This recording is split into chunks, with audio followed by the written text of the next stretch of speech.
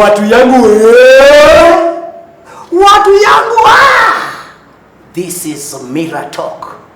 And here with me two very wonderful chicks.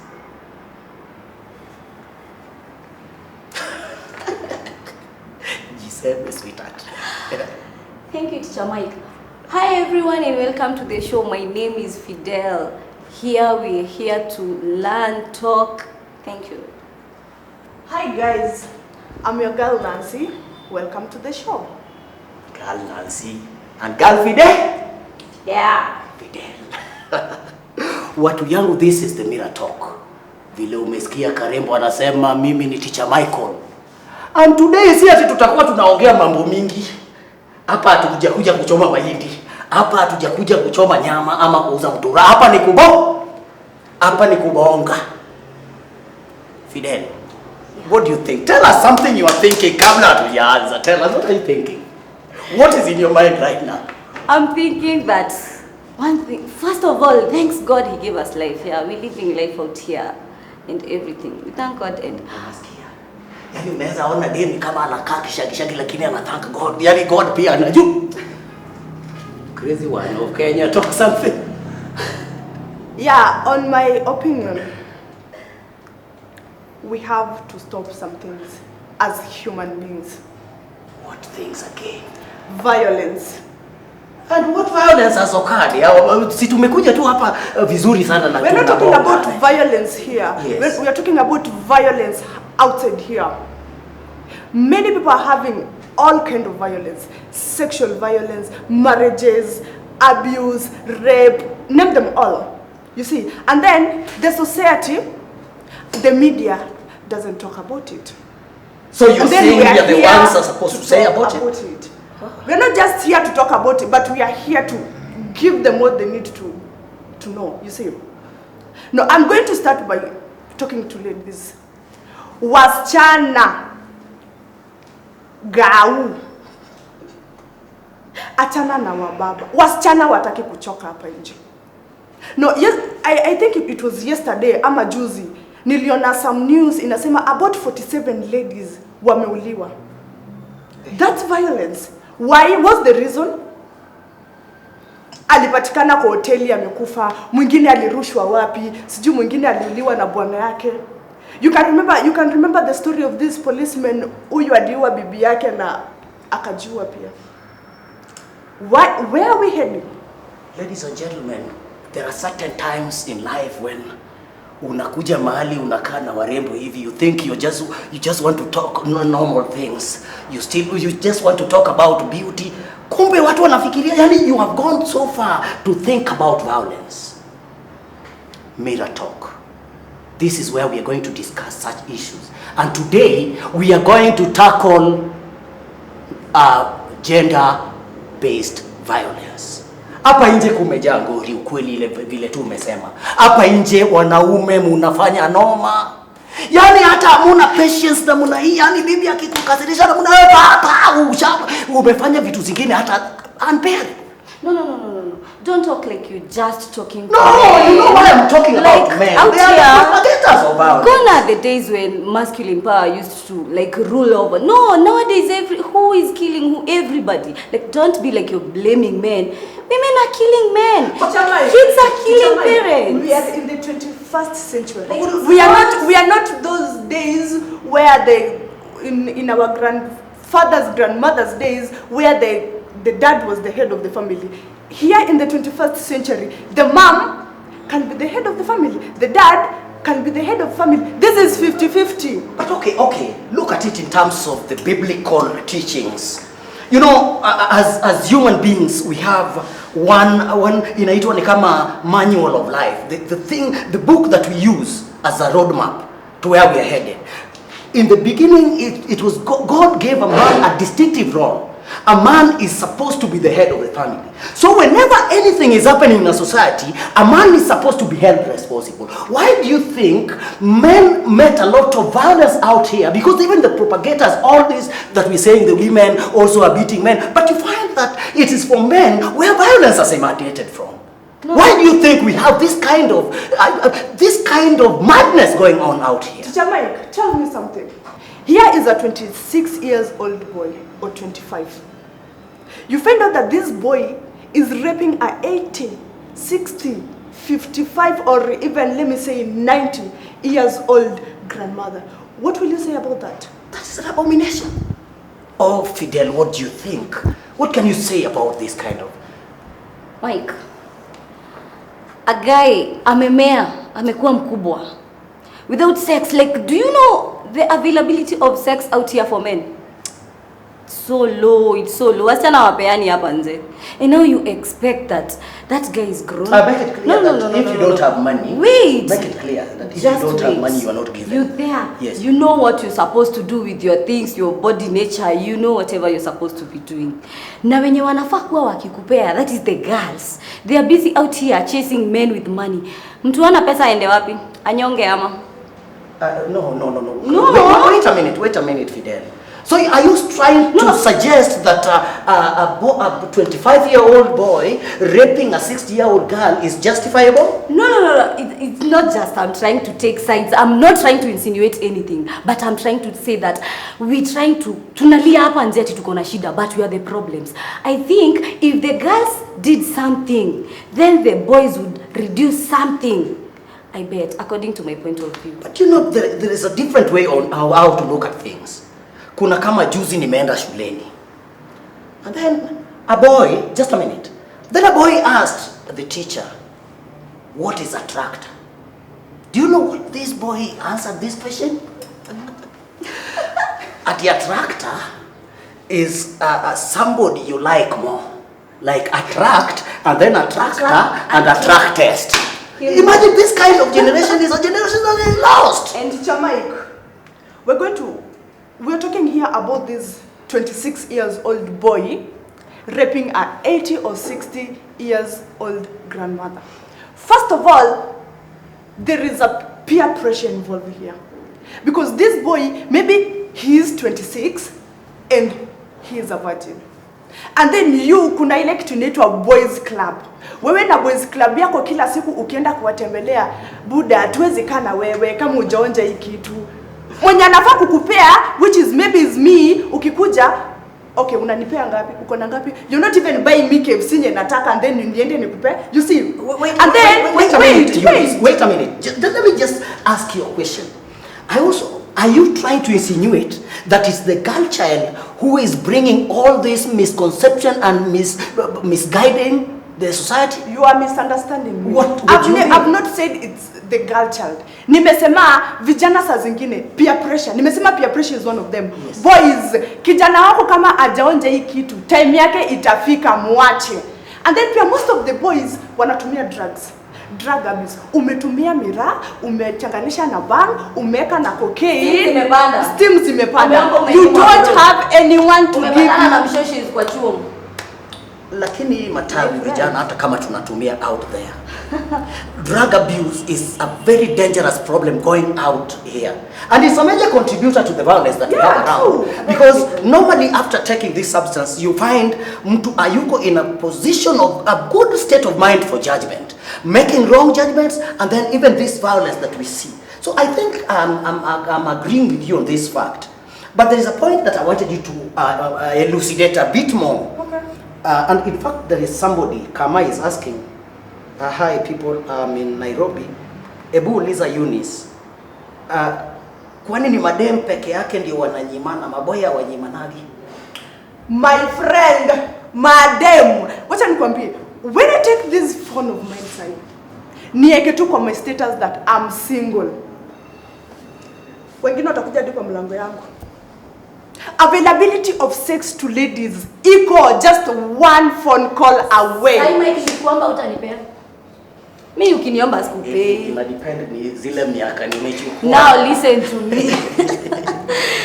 That's how out here is working. Another thing, I heard you talking about drugs. Okay, drugs zinapea young people, they make them overconfident out there. Like people don't even know how to keep their relationships private nowadays. Like we uko tu hapa unakuja, you taking unachukua status, like you taking pictures, you and your girl naked, and then you're going to show to the boys, my friend dem wangu, my friend, kesho utakuliwa dem. Now tell me. So you mean on that one? Yes. There is a situation here where as a mother and as a dad, they're failing to do their responsibility. Nyinyi because you're working 24/7, muko na ule maid mumemweka kwa nyumba. You failing even to look after your kids. You see? And maybe when you come back home, nyinyi kazi yenu ni kupigana. Ni nini mnaweka kwa akili huyo mtoto?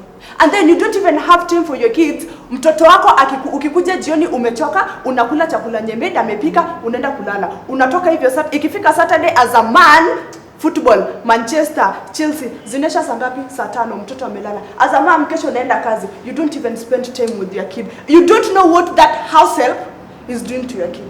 Mtoto akisha amegrow na hiyo violence, anakuja kutumia drug because akona depression. You starting to complain about the society. There is something you're doing here, and you do not know that you're painting the grim picture of what is happening out there. So what do you think, Fidel, could maybe inaweza reduce this kind of things? Because we find sahi watu wako busy ya ukweli. Wacha nikuulize hata wewe Fidel sahi, wewe tuseme wewe ni mama ya mtu, lazima ukue hustling huku itao. How do we bridge the gap? What do we do? Talking of men, turning to women now, like not only men who have failed their responsibilities, women, they've taken a big part in not taking care of their families. Like for example, it leads to a lot of violence. Umekuja umepata a man, you don't take care of your kids. Umekuja umepata your man have raped your daughter. What will you do? That anger may even make you kill the man. So look at there two violences. On that matter, like you see, Teacher Mike, on that matter, you are a woman, mama mdogo, umeolewa, umezaa mtoto, a lady, 6 years, 7 years. Not because you're young, unaona like I can't stay single, unataka kwenda and get a husband, remarry. Not because this husband anaweka kwa nyumba. This husband pays the bill, analipia mtoto wako shule, anafanya everything. You see? So ukiwa kazini as a mother, bwana yako ako nyumbani. Not because you trust this husband with your kid. Haujui kitu nyumu mtoto anafanyiwa hapa home.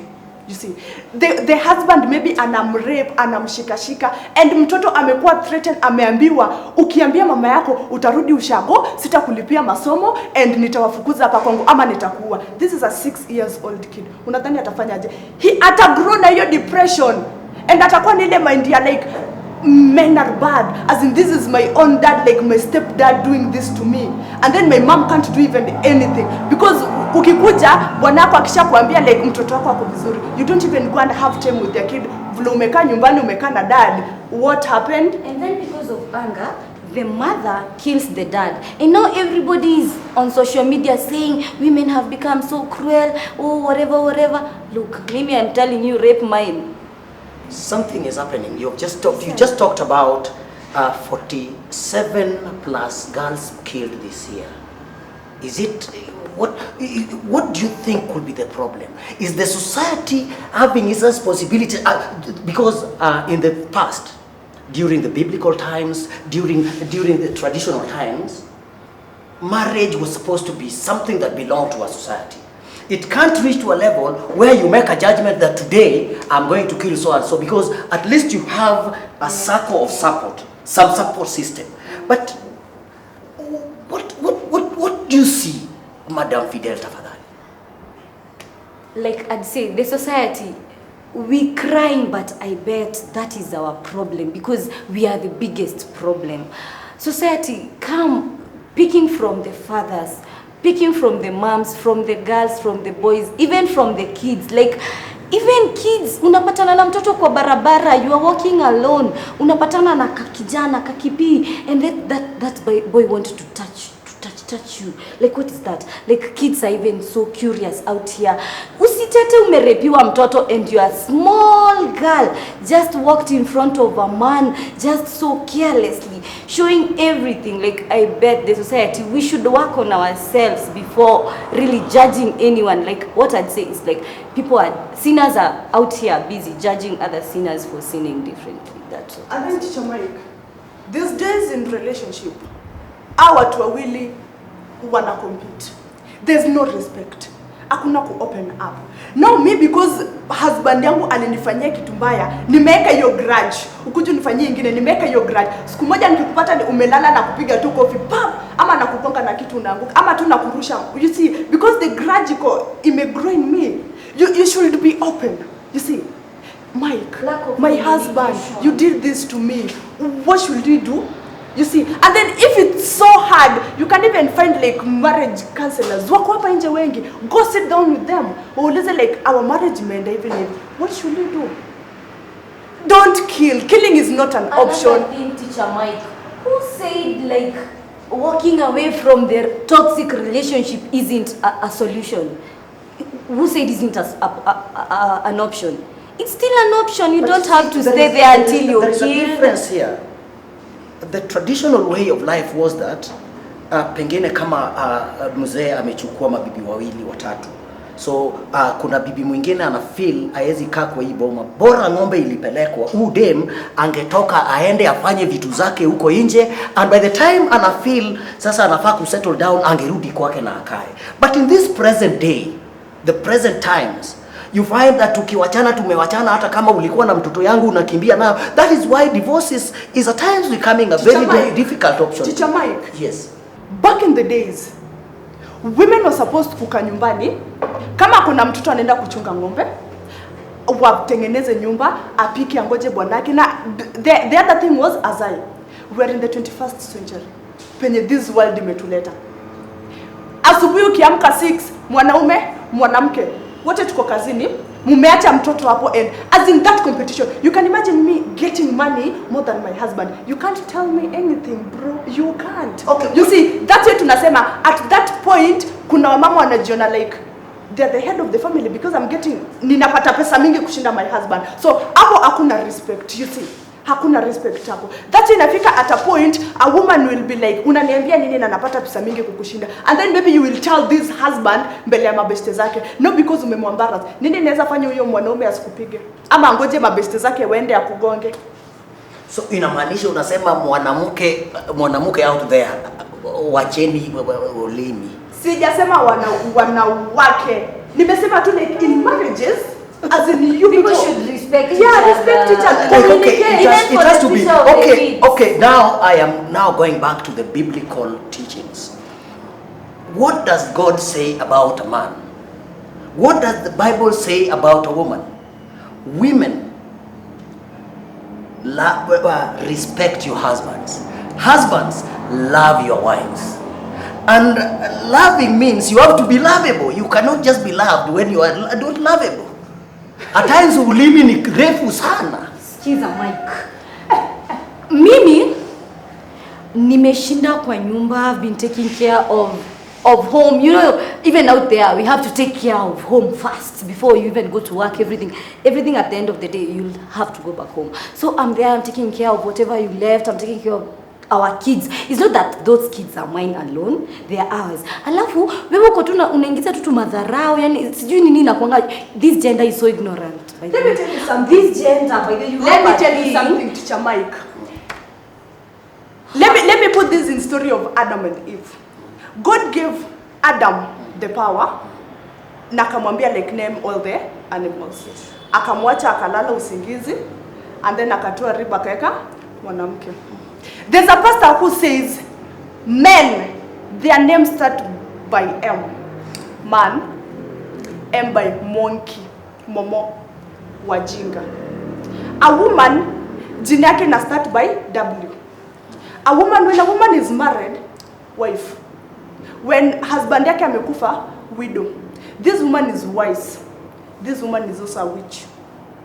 In wiseness, you Adam as a person hakufikiria kuna kwanga na ile matunda ya pale katikati angeweza kula apewe knowledge, but the woman was the first one. Alikuwa wise, you see. That's why women kuna kwanga na ile belief ya like mwanamke mwenye ako 5 years ahead of you ndiye asifikirie kukushinda ama kitu. Whatever I was saying is I didn't finish. Whatever I was saying. Yeah, we did. So you guys, you have a thing of ignoring us and not even coming. I don't know. You guys don't even, let me say, you don't even satisfy us in so many ways. Like you're not there. Wewe unapatikananga ukitaka. Wewe your availability-ness, can I call it like that? Wewe unataka nikuone ukitaka, but me unataka unione kila wakati. Na saa yenye hunioni, my friend, that one hiyo inaweza kuwa third world war, by the way. That one is a big problem. And now on top of that, you want me to sit there so relaxed and so quiet and tell you nothing. My friend, mimi ndakuita kunda. So that brings me to this point, wanaume tafadhali. Yeah. Msijifanye kama Adam. Unajua hapo ndio ngori ilianza. Unajua ngori ilitoka wapi? Adam ni mtu alikuwa amepewa demu safi sana. Tena imetoka tu kwa Mali safi. Lakini do you know what Adam used to do? Anakaa na bibi dakika moja ameenda kukula matawi huko. Kwani huu snake alitoka wapi ndiye apate Eve akiwa peke? By the way, me I'm sure Kama mwanaume angekuwa, do you think this snake would have ever cheated Eve? Wanaume tafadhali, let us be there for our wives. Another thing that's finishing us out here, Okay. It's incest, my friend. Like, imagine si wote ni makuzo. Haya, si wote ni makuzo. Alafu wewe kuna venye unashughulikia Nancy tukiwa Ocha, lakini mimi mazee unishughulikiangi. My friend, do you imagine what a problem that can be? If it's the other way, like there must. And again, do you know why? Okay, the reason why I think incest has become very common in the present day is because hata introduction ya familia are not sticking together. Unakuta kuna warembo wengine, okay, baba yake na baba yako ni mabrother real, lakini juu wanakaa huko sijui wapi wamegrow huko, na nyinyi pia mko huko shago mumegrow na yani amuonanagi. The time unamuona ni ile time ameiva, and then she's different. Yeye pengine ametoka tao na wewe uko. So what happens? The family starts complaining. Okay, just before I finish, let me do this. Yes. Niongezee hapo. And then tuko na hawa wasichana ama wababa. They know this is my dad. Baba yangu ni mali safi. Nitampea ya baba yako, they dare. As in they do that. Wacha hata nipe namba ya baba yako ama woman ama mimi ni lady, wewe ni baba yangu. Because baba yangu wewe ni mali safi, or maybe sometimes room yangu penye nalala na place mama yangu mnalalanga ile nduru nampigishanga hapo. My friend, I also want that one. I have a very good dad. You see, my dad is very handsome. Yes. I have situation all the time with people, but they are very handsome dad. Anyway, yeah, and people are like, give me your dad's number. Mse, ndaka nikurarue, and I don't know, like, guys, stop being wicked. Ndaka namba ya baba yangu peleke wapi? Ukule school fees ya brother. Anyway. So guys, it's not like we did sit here judging anyone. We're the voice of the people out there. Whatever we're saying here is whatever is happening out there. What I'd urge everyone out there is that we take care of ourselves. Like, it starts from us before we judge anyone out there. We are the society, we are the community. Sisi ndio tunajenga nchi, like, yeah guys, manze. As in, violence zina happen hapa nje mingi sana. As in, sometimes sisi ndo tunajitakia, you see. As in, maybe nitajipeleka kwa mbaba, I cheat on my boyfriend. Niuliwe. Tuachane na wababa. You see, tuachane na wababa. Mwanamke, work. As in, we avoid them. Choka. Good people, this is mirror reflection. Tafadhalini. Ukisikia rape, hiyo ni violence. Ukisikia kuongeleshana vibaya, hiyo ni psychological violence. Ukisikia incest, hiyo ni violence. Ukisikia kuslapiana ovyo ovyo, hiyo ni violence. Tafadhali, let's stop violence. Karibuni sana to our next show that we'll be bringing to you next week. Asanteni sana. Bye guys. So let me mirror talk.